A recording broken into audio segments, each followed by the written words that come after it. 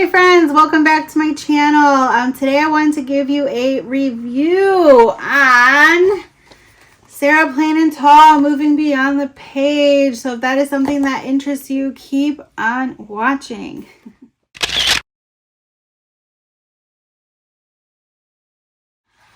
Alright, so I have already done a review on Moving Beyond the Page that I can link either up here or down here in the description box. But because I am selling this curriculum, I decided, you know what? We might as well use another one while we are pretty much done or almost on our last couple weeks of homeschool. Like, we are wrapping it up.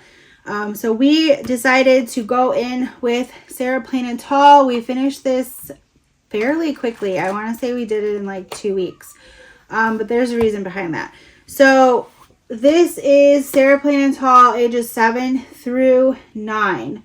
It is in the first concept, which is listed on the back.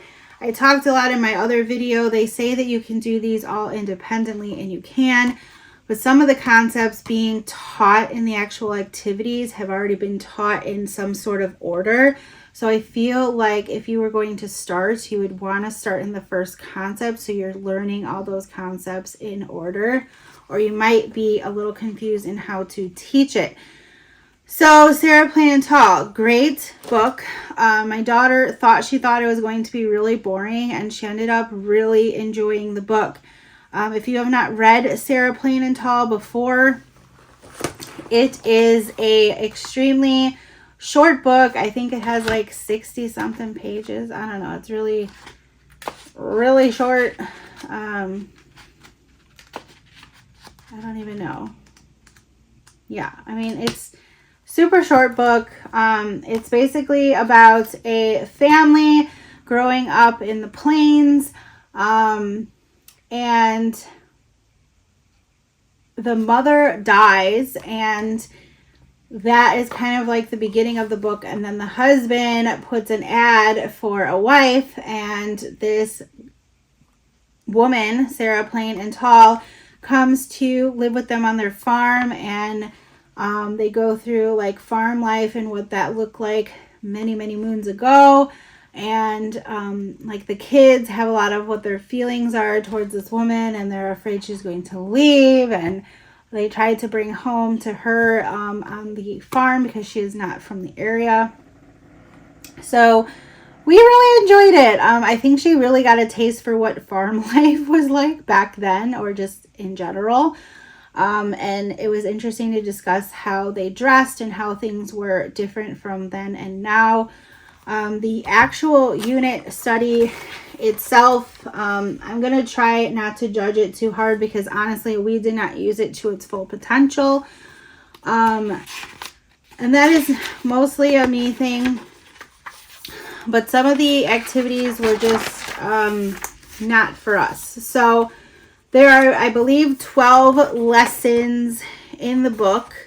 And I think we pretty much just did the comprehension questions this time, mostly because we didn't have the time to do it in the last couple weeks. So, and some of the activities were like, I don't know, like in, concepts that I'd have to dive in deeper because we didn't learn them yet. So like this one was setting the stage. It wanted you to take, I can't grab it right now, but it wanted you to take the map and color in the states where the story takes place and where Sarah is coming from. So that was like a pre-activity before, doing it. And then it has like list 6 facts about each state if you wanted to research Maine and Kansas. And then it had story elements. So again, like some of this stuff, I just didn't feel like doing it, honestly. And I don't know why I feel that way with this company, but like I said, I feel like if you don't go in order, some of the concepts are definitely harder to just teach right out of this book. I feel like I would have to go find things for her to learn about the concept, because they already introduced the concept in a earlier book that, you know, we didn't get to do. So I loved this one. Did include a song as one of the activities in the lessons, Home on the Range, and then it has a wildflower field guide. So she loved creating her own field guide of wildflowers, doing some research, getting on there, taking flowers off the internet, printing out pictures to include in that as well. That was super fun. I know in one of the lessons she had to create a wife wanted ad, which was super silly. I wish I had the paper to show you how she created her ad, but just silly things like that. So we did do some of the activities, but not a lot, to be honest. So we did not do the final project, and I feel like we should have, because it kind of would have been fun.